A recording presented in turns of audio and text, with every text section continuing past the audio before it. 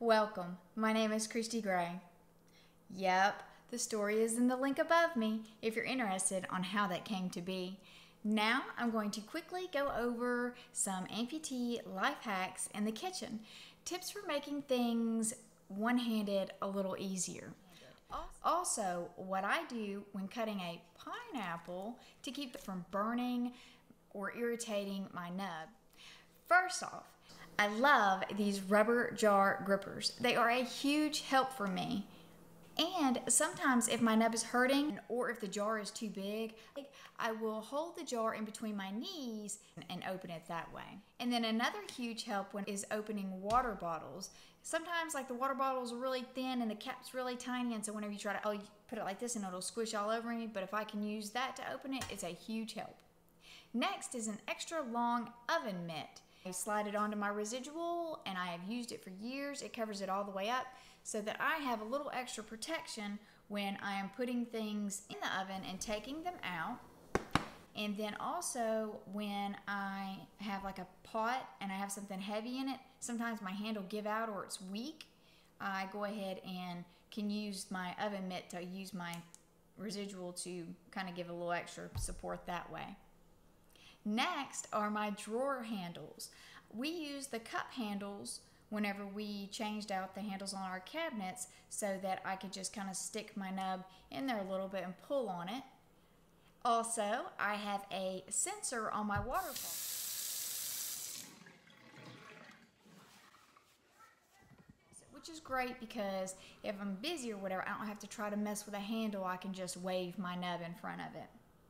Lastly, this isn't a kitchen hack, but it sure is helpful. I love my door handles. We use the levers, which are a huge help because if I have something in my hand, I don't have to set everything down to try to twist because I can't with this. So I can get in or out if my good hand is being used to carry bags, or if somebody shut the door and I didn't know it and I'm trying, my hand's full and I got stuff trying to carry it, I can just, pull it up, push it down with my nub.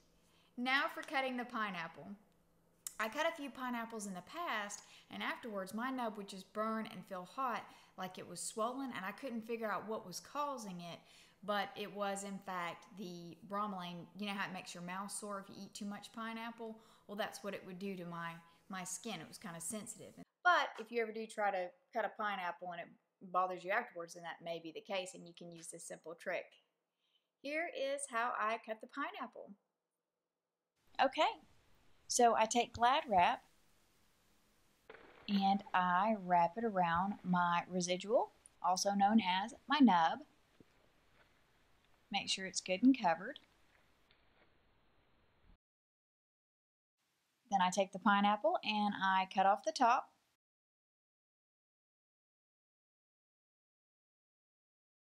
Then I turn it upright.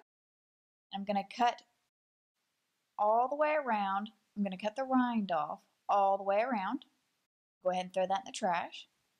And then I cut the pineapple from off the core, and I throw all of the core in the trash. Then I'm going to slice up all of the pineapple.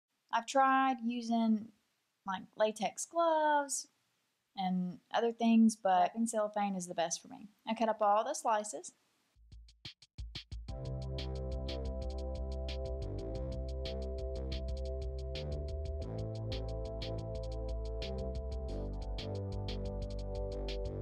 And I'm finished. It's success. I take the cellophane off and I'm good to go. Tip: roasting, grilling, or baking the pineapple after you slice it breaks down the enzyme that hurts your mouth, so you can enjoy the fruit without the pain, and you've also cut the pineapple without the pain too. So, if you have gotten a useful idea, feel free to comment. Looking forward to next time. Be wonderful. Bye.